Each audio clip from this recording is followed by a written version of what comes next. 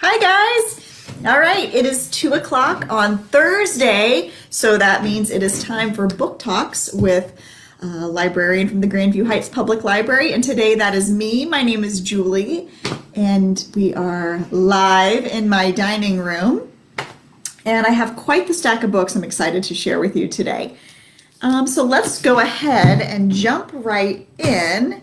And I should also let you know that all of the books I talk about you can place on hold and pick up at the Grandview Heights Public Library through our curbside pickup service. So that is available for you.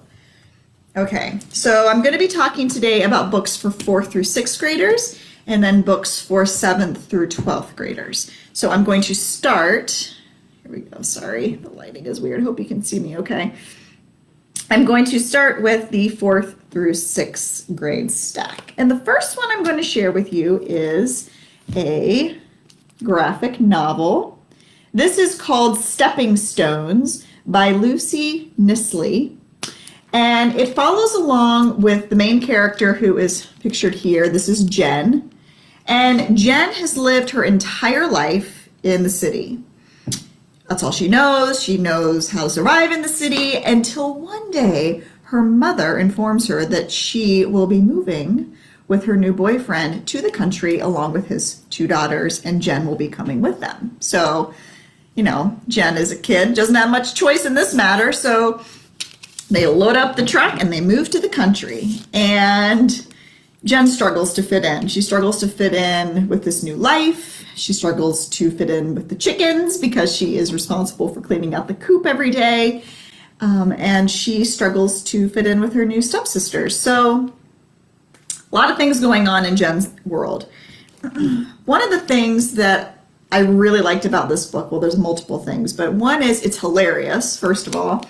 Number 2 is every Saturday, Jen is responsible for counting out the change at their farmer's market stand at the farmer's market. Well, Jen has a horrible fear of math and figuring out numbers and giving her customers change, which is something that I can personally relate to. And anytime I'm reading a book where the character struggles with math, or if I'm watching a TV show even where someone is struggling with math, I think to myself, somebody gets me. So for me personally, that's something that I can really relate to with this book. And another thing that I really liked was that this story is based on the author's own life. So when she was a kid, her mom met this guy and they decided they were going to homestead out in the country, and Lucy's life was uprooted. And things turned out for the best though. And what I also liked is at the end, she has pictures of her as a child enjoying her life in the country. So again, that is Stepping Stones. It is a graphic novel. Quick read. The next one I want to share with you is general fiction for grades 4 through 6. This book is called Clean Getaway by Nick Stone. And it's based on this character, Scoob. And Scoob is struggling right now. Scoob just cannot seem to stop getting into trouble at school, so he's grounded. Well, one day his grandmother shows up at his house and says, "Come on, Scoob, I just bought this RV, we're going on a road trip." Well, without hesitation, Scoob joins her and they hit the road because his grandma is his favorite person in the whole world. So along with his grandma, some old maps, and this mysterious little green book called The Traveler's Green Book at their disposal, the pair takes off on a journey down Grandma's memory lane. So there are some really interesting historical stops along the way of the civil rights movement. So I learned a lot in this book. And I also learned a lot about what the Traveler's Green Book was. Up until the 1960s, Black Americans had to travel with this little book. Well, it was important that they traveled with this little book, and it had lists of safe places for them to stop along the way especially when they were traveling in the southern states, even down into Mexico.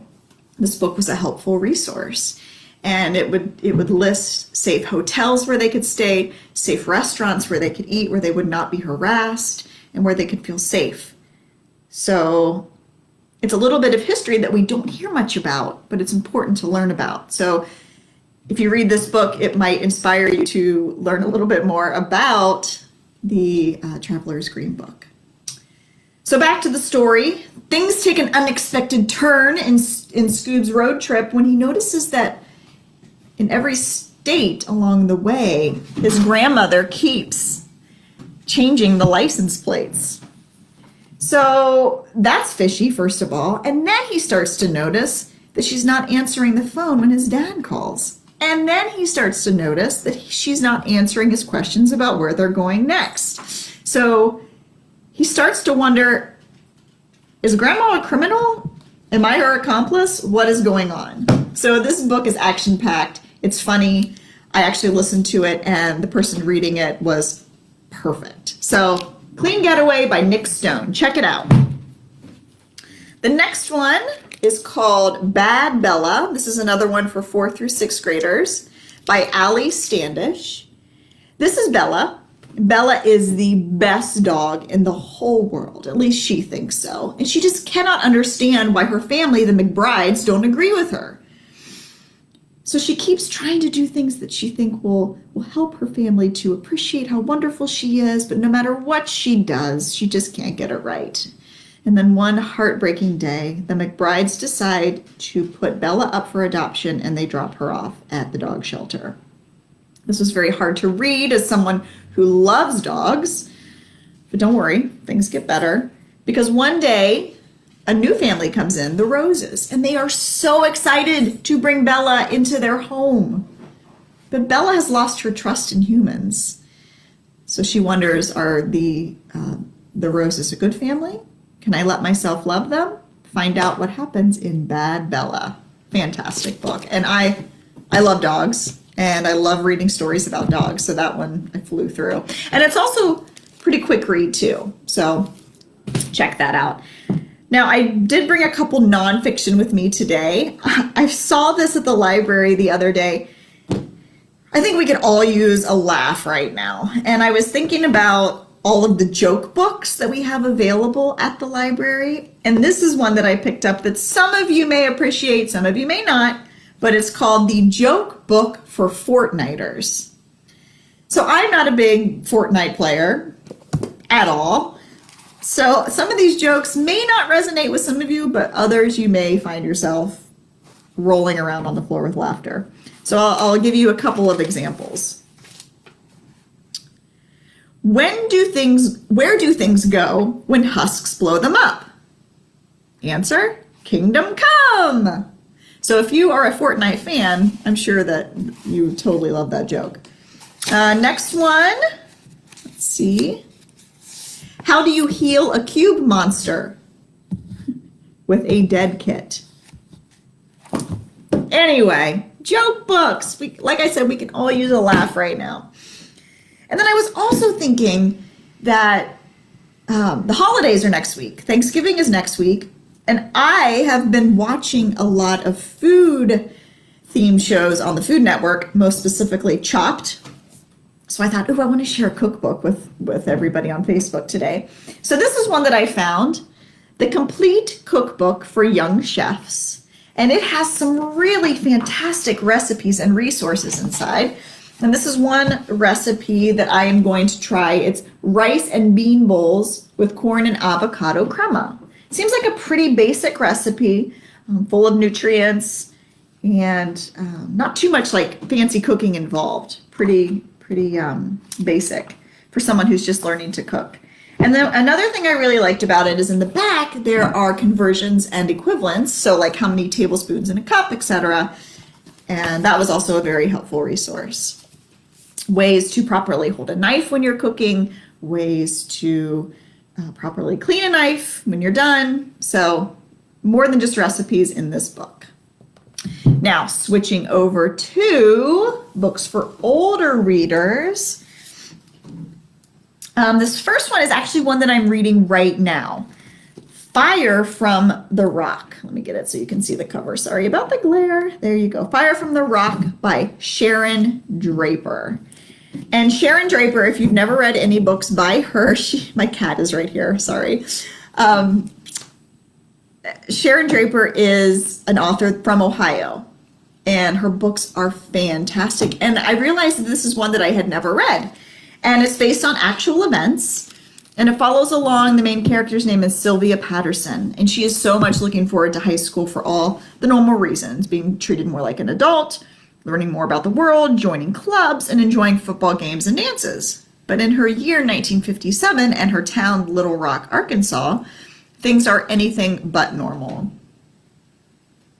To comply with federal law, the school board has decided to integrate Central High School, whether the governor of Arkansas or the citizens of Little Rock like it or not. So in the 1950s, schools were still segregated. White kids went to one school, black kids went to another school, and the white schools always had better books, they had better furniture, everything, the money would go towards the white schools, and the black schools were, we get the hand-me-downs, and it wasn't right. It was not right at all. So this is a time when kids were starting to go to the same school. So Sylvia is shocked when her teacher, Miss Washington, asks her to consider being one of the first black students to attend Central High. It's an honor reserved for very few, but it's also a heavy burden that Sylvia may not be able to carry. She would be separated from her lifelong friends, excluded from social activities at school, and worse, subjected to threats and possibly violence. So I'm about halfway through this right now. And, as I'm reading, I just keep thinking, my gosh, this story is based on historical truth. And it's just so hard. And I just keep thinking about the bravery of these students who were the first black students to integrate into a white high school where most of them did not want these new students to join them. So the bravery in this book is just so inspiring. So again, it's called Fire from the Rock by Sharon Draper. The next one I want to share with you is called The Revolution, there we go, of Bertie Randolph. And this is one that I listened to, and it is by Brandy Colbert. The reader of this one was also phenomenal, just like Clean Getaway by Nick Stone. It's really great when you find someone who has a really good reading voice. It just really sucks you into the story. So a lot of these books you can get on audio. So back to the premise here. Bertie Randolph works hard to be the perfect daughter and follow the path that her parents have so carefully laid out for her. She even quit playing soccer so she would have more time to study. But then Bertie falls hard for Booker, a boy that she knows her parents will never approve of, which is a formula for a teen novel, right? You fall in love with someone, your parents don't approve, what are you gonna do? But then, okay, so I'm reading along, I'm thinking, this is, pretty typical teen book. Then her estranged aunt shows up one day. She hasn't seen her aunt, Bertie hasn't seen her aunt for years and years, and she comes to live with them. And long buried secrets about their family are soon revealed. And when I say long buried secrets, I was blown away by the ending of this book. Seriously, my jaw dropped. I remember I was driving along listening to this book and something happened and I was just like, what? Where did that come from? So truly, that is what made me want to recommend this book to you today, because sometimes a good ending is just so fantastic that you have to share it with everyone. So The Revolution of Bertie Randolph by Brandy Colbert. And this is definitely one for older readers. I would probably say 9th through 12th grade.